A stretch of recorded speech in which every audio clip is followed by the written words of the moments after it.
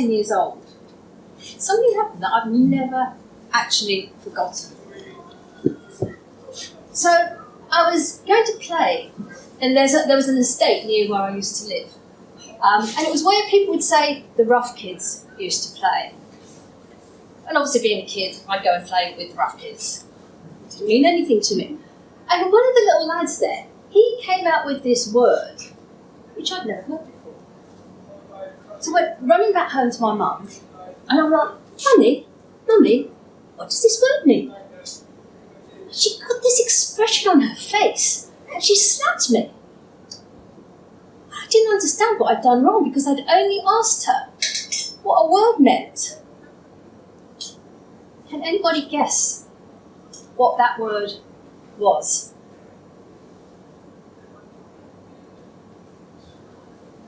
That word, you've guessed, no? That word was the F word. I was thinking of worse words. And back in the day, no nice 10-year-old girl, would use the F word in any context whatsoever. Even an innocent question. And my mum, a decent woman, was shocked and appalled and mortified. The word that I used, however innocently, created emotions in her. Fear, outrage, anger. That created an action. She hit me. Not wanting to hurt, but wanting to teach a lesson. And why does this happen? This happens because of she was channeling the dominant cultural norms of the time.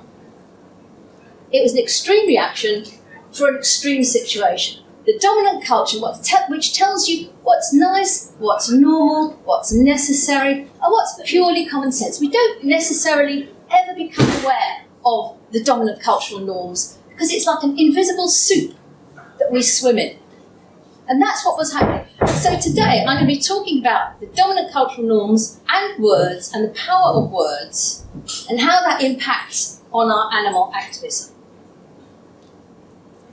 My name is Pamela and my background is journalism. I've worked as an investigative journalist for people like The Guardian, The Times, The Independent, doing stories on human rights, environmental justice, all that sort of stuff. And I've also been a lifelong campaigner on environmental justice, all that sort of stuff. So I've had a massive interest in words and reality, constructing reality and social norms all my life.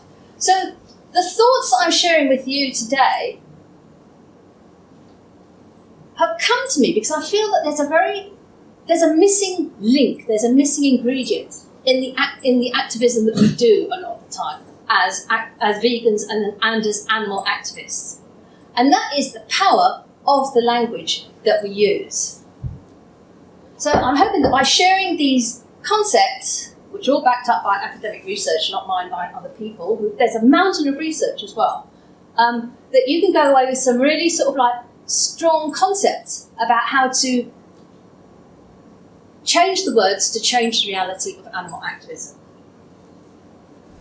So, start with the research. Has anybody here heard of Carol J. Adams? Sexual Politics of Meat? So Carol J. Adams is an American feminist vegan scholar. And The Sexual Politics of Meat is like this classic work where she sort of like deconstructs, sexual politics of meat, like how people see meat. And it's a great book, and it is a bit academic. This quote is from another book that she wrote called Neither Man Nor Beast. So she says, meat is a mass term, like water or colours. In accepting meat as a mass term, we assume that it is accurate and adequate. We do, don't we? We think, yeah, that's right. As a result, the rendering of animals into consumable bodies is a given rather than a problem. But none of us chooses meat's meanings. We either adhere to them or reject them. In rejecting meat as a mass term, renaming occurs. One begins to speak French. We reorient our relationship with dominant culture by re-evaluating that culture's language. The existence of meat, and every time she uses the word meat, she's putting it in inverted commas, right? The existence of meat as a mass term naturalizes the eating of animals so that consumers do not think, I am now interacting with an animal, but instead consider themselves making choices about food. This is really key. And as animal activists and vegans, we need to really totally reframe the conversation to bring the animals back into the conversation and to take it away from food. Now, it's not just vegan academics that think this sort of thing. I've got another bit of research here from a book called Narrative and Social Control. And these researchers are in the field of sociology and also linguistics, so it is quite heavy going, but, nodding there, so obviously has some experience of this. But it's well worth sort of like diving in there. Narrative and Social Control, and the title of that book really, I think, educates us on exactly what's happening. And they say, the social construction of meaning does not take place in a vacuum, but rather is a product of various constellations of power and political interests that make up the relationships among different social groups. The construction of social reality, and that's what we live in, constructed social reality, is not spontaneous and consensual, but is the product of the complex relations among narrative, power, and structure. Right, so what does all this mean? It basically means that the way we use words is up for grabs. That the word meat, in particular, but many other words that we use in common discourse, when we're using it in animal advocacy, and many other words as well, we are basically supporting the dominant culture, which is speciesist and human supremacist. And this is why we need to address these things. But it's so hidden, because when you live in a culture, it's really, really hard to understand it unless you're a sociologist or an academic. You can't, because it's just normal, it's natural, it's nice, it's everyday. So I started to become aware of different cultures when I lived in India. I lived in India for 5 years or so. I was doing work out there on catastrophic climate breakdown, among other things, and working with NGOs. And after the first couple of years, I started to notice a few things. And one of the things I wasn't vegan then. One of the things that I noticed was that the local restaurants and cafes were labelled vegetarian or non-veg, veg or non-veg. And of course I was going into these cafes not really thinking anything about it until one day the light bulb went off. And I thought, well, isn't that interesting? The fact that you've got veg as its own discrete category and non-veg is the different category, the exception, tells you something about the culture that you're living in. What it tells you about the Indian culture is that basically it's run by Brahmins who are supposed to be vegetarian. Sometimes they are, sometimes they're not. But this is the way that power elites and power groups, their framing of what's right, what's normal, what's nice, percolates down into the culture. Other things that I started to notice in it was that, a lot of the toilets were squat toilets. You didn't sit on the toilet, you sort of squatted. And, you sort of think, that's really kind of a bit strange. It seems strange. And then after a few years, it seemed quite normal, And other things they had was like you weren't supposed to give things with your left hand. Because not only did they not have toilet paper, and that was, unless you were in a 5-star hotel, generally, but, people washed themselves with their left hand with water. So if you really didn't want to sort of like be shared, and that's what that hand was for. So these cultural differences I became aware of in India. And that made me examine and stop taking for granted the culture that I come from, the Western culture, which is the dominant culture, the Western American European culture. This process of learning continued when I went to Malaysia. Because after 5 years, I was really sick and tired of, blackouts. If you've ever had a power cut and, it's the monsoon season, so it's like swelteringly hot. You've got your fan going on, you've got mosquitoes everywhere, and then the power goes off. So you've got no light, no fan. You're cooking by the light of a candle. And you think, no, actually, no. And this used to happen a lot in India. So I decided to go to Malaysia to do more work. Malaysia had infrastructure. It had trains. And I thought, this is amazing. And Malaysia had a group of people, other Westerners, who were called, they had a special name for themselves. We were called, can anybody think of the Westerners in Malaysia, how we referred to ourselves and were referred to? People are thinking, it begins with an E. Expats. Expats. We were called expats. And this, how does expat sound to you? Does that sound like something that you want to have? You know, would you like to be an expat? Does it have a bit of a feel to it? Well, we in Malaysia, we definitely felt it had a nice little feel to it. It had a nice little thing going on. We had sort of like a magazine that was called The Expat. We had this real identity. Everybody called us expats. We kind of liked that. But you know, the weird thing is, what were people doing out there? Most of the people I knew were the wives of husbands from maybe France, Britain, America, Australia, Germany. The husbands were working in a factory as managers, and the women were basically ladies who lunch and sort of do the school run and do that sort of thing. Everybody was living in a condo except me. I was living in a house, and in the garden there were cobras, and in the house sometimes there were cobras, which was a bit scary. But people were living, normal people who were bog standard normal people in the UK, Australia, whatever, were transported to this place. They're living in these gigantic condos. The sitting room would be twice the size of this room. They'd have like 3 swimming pools, right?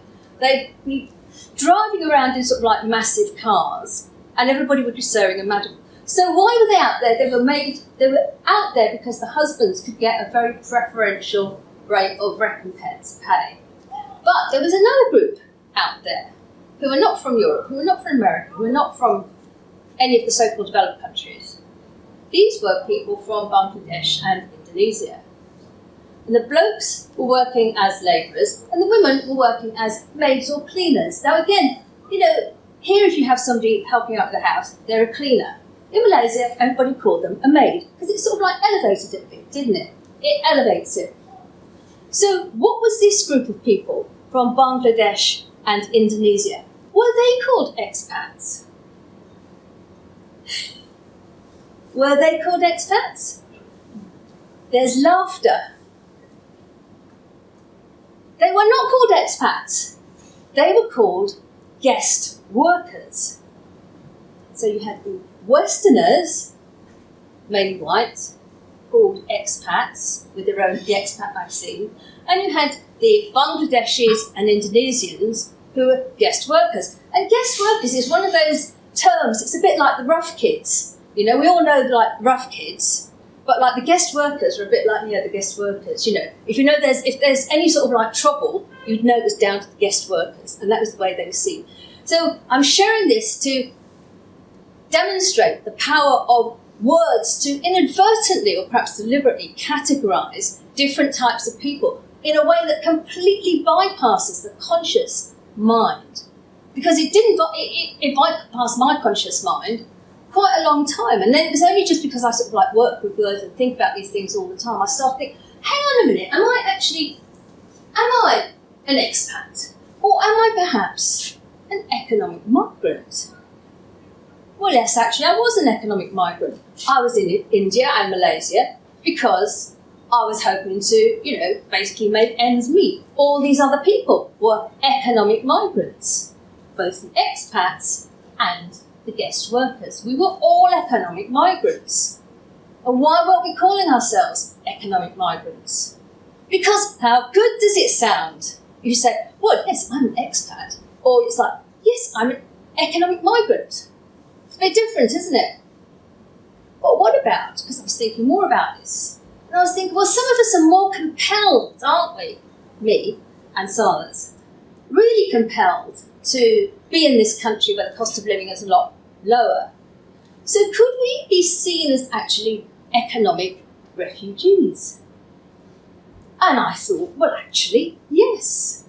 We could be seen as economic refugees. And how does that sound? Does anybody want economic refugees in their country? Probably not. But does anybody want expats in their country? You know, what I'm saying is, think about the emotional resonance of those words and try and that's all you need to do, is think about those emotional resonance and the way that we have just been categorised in either more or less flattering ways. Malaysia was the country where I actually went vegan. It was my yoga teacher, and we were meeting one day for lunch, and she said, I've got something to tell you. I'm like, yeah, what? She said, I've gone plant-based. And the husband, who's from Yorkshire, said, vegan, like that, because he's a Buddhist and quite serious. And then she was chatting away, and she was saying, well, you know, it's basically for health, and she was hoping to lose some weight. And she said, why don't you think about it? So I thought, okay, I'll think about it. So I went on social media. You know, you sort of like see the male chickens being ground up alive, you see the slaughterhouse footage, you see the cows being ripped away from their babies, and you think, actually, yes, I'll go vegan. Why did I not see this before? I became an ethical vegan. So after about a year of talking to expats about being vegan, I decided to set up my own group with local people, which was quite unusual. So this group, we thought long and hard about the name. Malaysia is a culture which is it's not an aggressive culture. You know, it's one where everybody wants to sort of have a nice, happy face on. It's one of those kind of like Asian traditional cultures. So we had to have a name that sort of blended in with that. We didn't want to upset or offend anyone.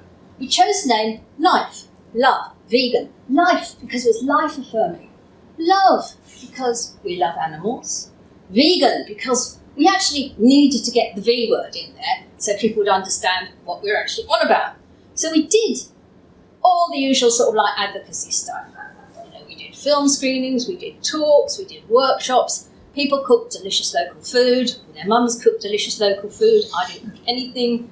You know, and it was great. And we had all the same questions, all the same issues that people have here. You had your 60% vegans. You had your where does your protein come from? You had your backyard chickens, always a very firm favourite, that one. And animals have feelings, but not like us. So, as this is going on, I'm looking at what's going on in the UK on social media.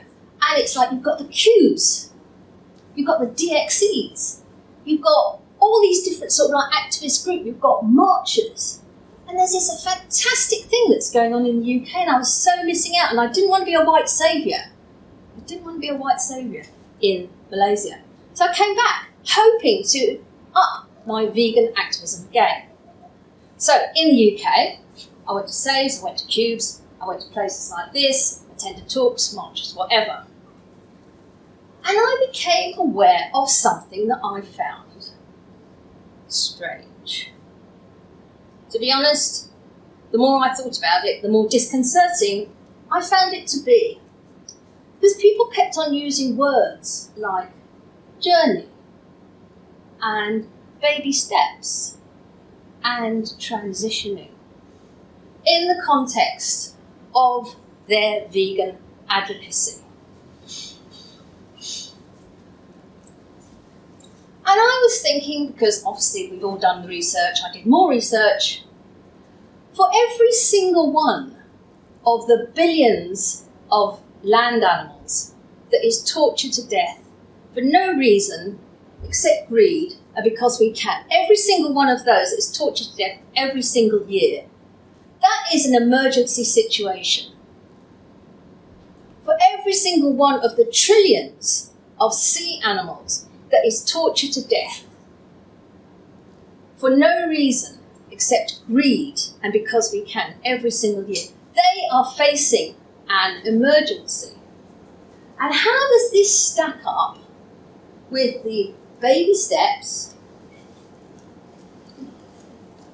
the journeys, and the transitioning, which is all focused on the human animals' approach and feelings about the situation, rather than the animals at the sharp end who are losing their lives by the trillion every single year. And it was the language and this, I understand, don't get me wrong, I understand why nobody wants to be confrontational. These sort of like changing the language, it seems like a surprisingly, or not surprisingly, confrontational thing to do. Because what you're actually doing is you're challenging the norms of the dominant culture.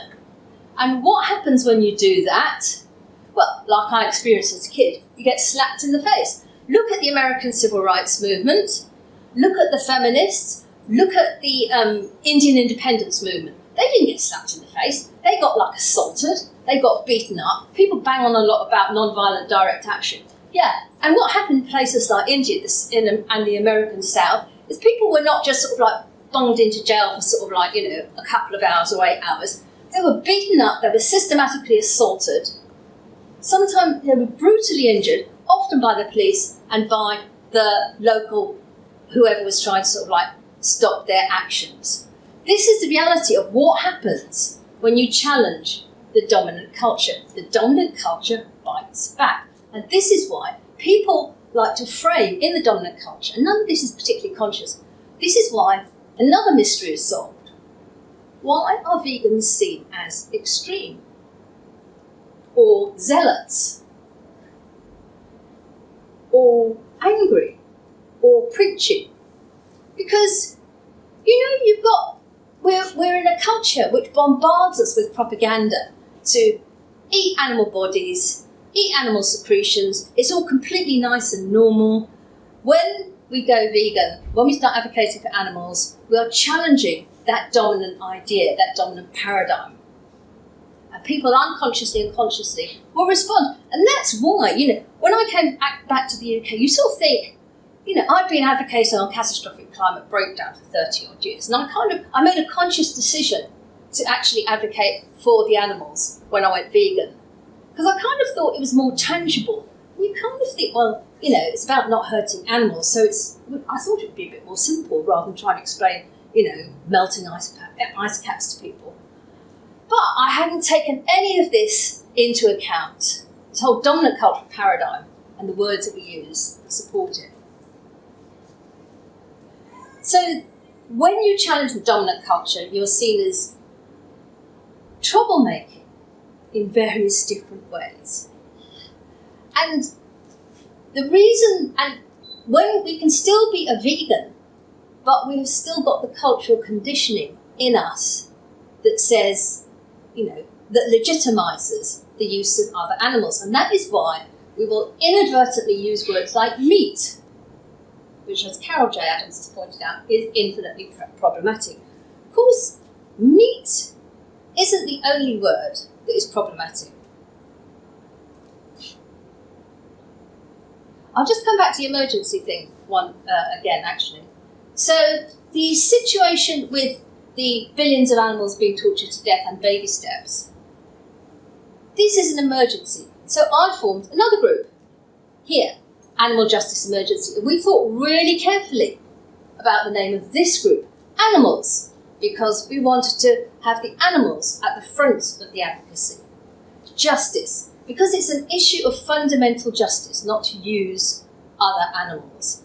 An emergency, because we are actually trying to respond in an urgent manner and a dedicated and really strong manner to the emergency that the animals are facing, individually and collectively. Now, I'm just going to add this extra bit in because when I was at VegFest, somebody asked a question about climate change and did people sort of, did one of the panellists sort of think it was real? So after 30 odd years advocating on catastrophic climate breakdown, I can say yes, it is real, and it is terrible, and it is happening, and that's another reason, and it's been happening for decades, and it's not about theories, the data is all in. Okay, this is another reason to frame our animal activism as an emergency, to really get our activism together powerfully, because it's all an emergency. It's all an emergency. So that's the emergency thing. Now, other words that I started to find problematic. Does anybody have any words? I'll start off with one, and in the meantime, if anybody wants to think about words that they find a bit problematic, let's, I'm happy to sort of like talk about them. One word that I found really interesting, the more you're sort of like engaging with people, I don't know how much people here engage either on social media or one-to-one conversations or advocacy. One word that I thought was fascinating was farmers. Farmers. When we think of a farmer, what's the image? Let's maybe try and imagine in our pre-vegan days. What was the image of a farmer that we see? Well, I would see some sort of like old McDonaldy bloke, sort of like leaning on his gate. He's got a flat cap on. He's got a straw coming out of his mouth. There are happy cows gambling in the field. They're called Buttercup and Daisy, and he loves them and pats them. That's the image of a farmer I get. Now, obviously, as vegans, we just like as somebody said, as a Hunt Sav said to me at VegFest, she said, well, I know what I'd call a farmer. And she said, I'd call him an effing C word. And she actually said the words. I didn't slap her face, obviously. But, and I think we understand that. We understand that feeling of outrage. But the dominant cultural notion of a farmer is the bloke on the gate. The happy, friendly, smiling, ruddy-cheeked bloke. And farmers really capitalise on this. Oh, well, I'm a farmer. You townies don't understand this. You vegan uppity people. You just live in towns. You don't understand cows or whatever. Now, before I embark on the deconstruction of the farmer thing, let's just think about, because this is going to be really kind of a bit controversial, I think. What might I call myself before I went vegan? What might any of us call? But I'll start with me. So before I went vegan, I could say I was non-vegan. It's pretty neutral, isn't it? I was non-vegan. I could say I was a carnivore. Making a stand for the meat industry there, aren't I? I could say I'm a pescatarian. Well, I care a bit, don't I? I do care, but not about fish, because they're vegetables, aren't they? I could say I'm a vegetarian. It's like, I do care, but I'm confused because I eat animal products and the animals are killed. So those all have different emotional nuances, emotional feelings. Or I could say, I am a serial animal abuser. Now, it's unlikely that I would ever say that. But what I'm saying is the reality of the situation, clear thinking, I could say, certainly in the past, now, from my vegan perspective, I could say, yeah, I was a serial animal abuser. Now, if I was in an argumentative mood, I might say by proxy, because I paid somebody else to do it. But at the end of the day, he who pays the piper calls the tune. So I wouldn't argue over that too much. So if that's what we could call non-vegans, and we don't have to use any of these words, I'm just opening up some possibilities. What could we call farmers? The animal agriculture industry, or as I prefer to call it, the animal death industry.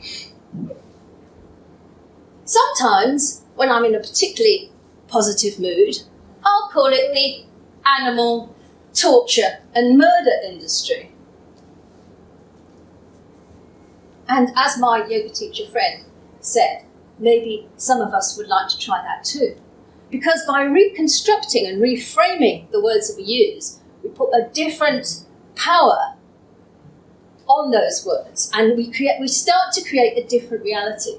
So if an individual was a serial animal abuser and murderer, well, could we perhaps apply that to the farmers who take care of torturing to death innocent animals on a daily basis?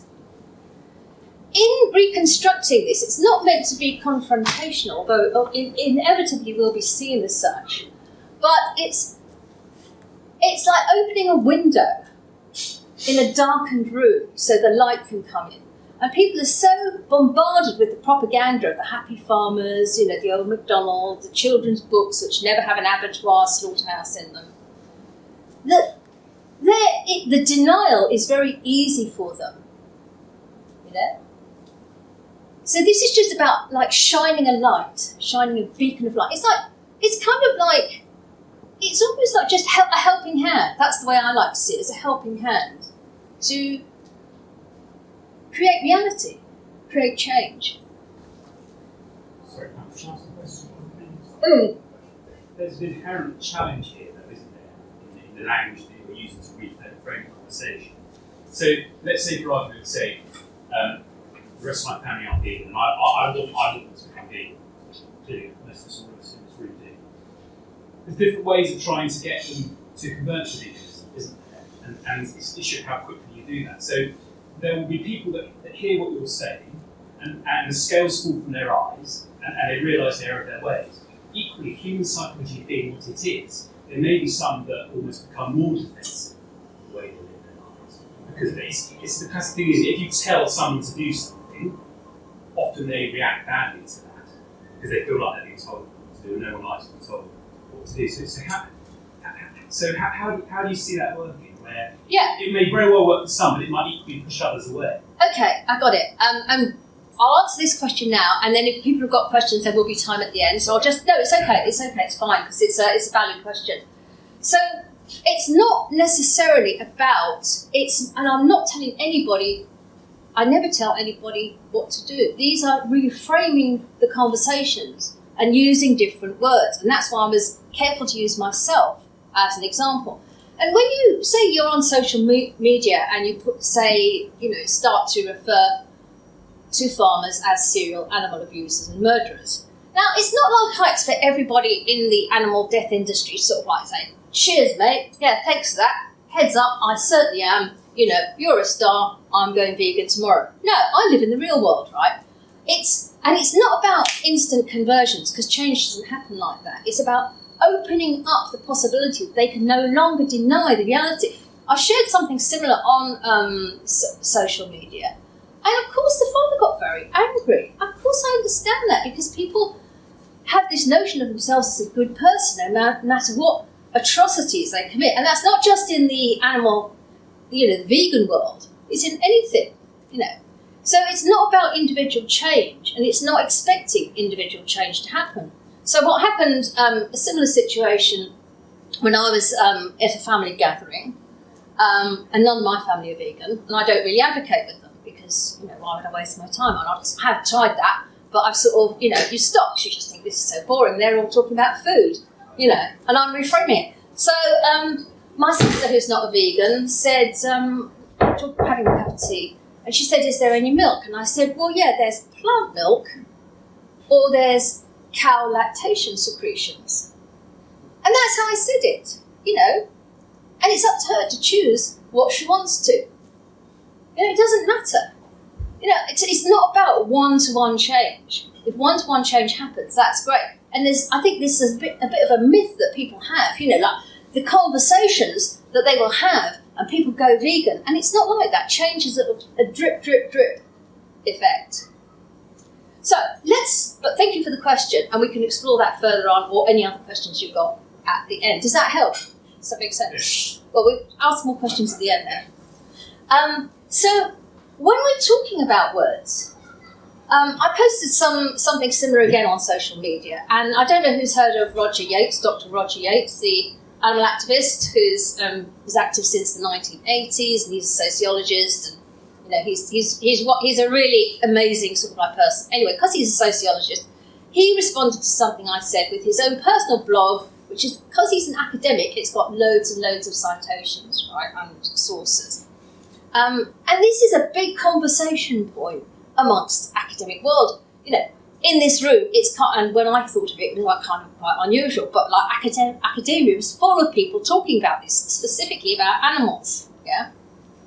And they talked about things like, so I went to the link, and there's loads of these things going on, and they're talking about like racehorses. They're saying racehorses, and I'm thinking, well, I know what the problem with racehorses is, it shouldn't be happening. But I have never really thought about racehorses as a term being problematic. And then this academic would say, yes, obviously, this could be like horses who race. And I thought, well, yes, that's what it should be, horses who race. And then I kind of thought, but actually, is it horses who race? Or is it horses who are forced to race through no choice of their own, and who often suffer life-threatening injuries as a result, and are then killed? And I know it's a bit of a mouthful, but that is the reality, and this is what you're trying to sort of like shift. By using a different set of words, you can start to shift the reality. Even if people deny it, it still goes in. Another word that they were talking about, which I hadn't really thought about at all, was litter, as in, like a litter of puppies. And I thought, crikey, litter. What would be the problem with, litter, really? And then I thought, I don't know who remembers the Optimum, the American woman that had 8 babies. It was one of those multiple births, and they called her the Optimum. But people never described her as having a litter of babies. She had octuplets. Puppies have babies. Maybe they have sextuplets. Maybe they have octuplets. But why do they have a litter? Why do animals have paws or hooves and humans have hands? Could it be that this is all to do with human animals trying to distance ourselves from the other animals in order to legitimise our position of human supremacy, which then enables us to do whatever on earth we want to do to other animals? All these different terms that we have for other animals, there's a reason behind them. And I'm not saying people have consciously sat down and thought about it, but the distancing effect is still very powerful. So what I've tried to do here is give an indication of the power of language. And maybe some people were hoping there'd be sort of like a list of words, that we could sort of like use. But I think it's much more complex than that. And then we can also work together to produce lists of words, alternative words, and alternative framings, so that we as vegans, animal activists, start to take control of the conversation, remove it from the food element, and reposition it as the ethical element. And recognise every time we engage, or sometimes we don't engage, with individuals, it doesn't have to be, we don't have to engage with them in any sort of like deep emotional way by calling something, the dismembered body parts of a being that lived a miserable life and was tortured to death and died screaming instead of meat. You can say it in those words, in that tone, it will still get through. And it's not about expecting the magic light bulb moment. Maybe it will for some people. Change happens in a more diffuse way. The possibilities that open up with this, and I'm not saying this is the only form of activism, I think it's a vital part of activism, that also in our group we're doing other things like subvertising, we're going to start a YouTube channel, all sorts of things as well. And whoever joins the group can actually have a say in obviously what we want to do, what we're going to do. But suppose we take on this whole sort of like words thing. What are the possibilities that open up? Well, maybe then, in say 10 years' time, a little girl will be playing on an estate with the rough kids. And one of the little kids, a little lad, and maybe his name's Terry or Kevin, he's got spiky hair, he says this word that the little girl has never heard before. And she goes running back home and she says, Mummy, what does this word mean? And the mum says, okay, old enough to know now.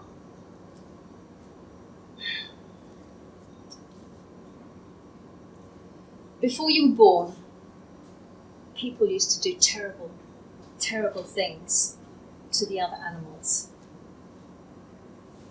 They used to keep them in huge, huge sheds the size of football pitches. They never saw the light of day. They never felt sunshine on their bodies. They never felt the grass beneath their hands and feet. They were tortured. They were broken. They were living in horror. And the girl can't understand it. But why, Mummy? Why?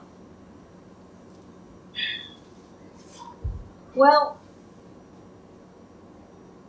the people were going to kill the animals. Kill the animals? Aren't they?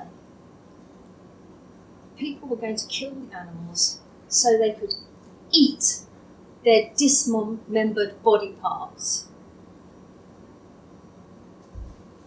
that had been cut from their bodies when they died, screaming.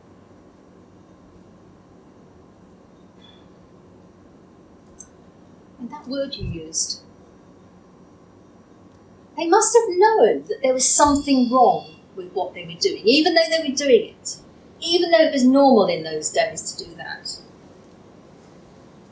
They must have known, because they didn't say, we're going to eat the dismembered, chopped up body parts of an animal that was tortured to death and died screaming. They had a special word for it. And that word that you used, meat, that is what they called the animal body parts.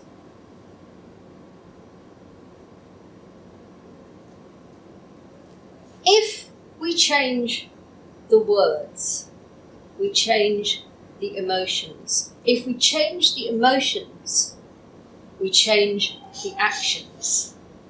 If we change the actions, we can change the world. And that is why I think it's really important to make meat the worst four-letter word of all. Thank you.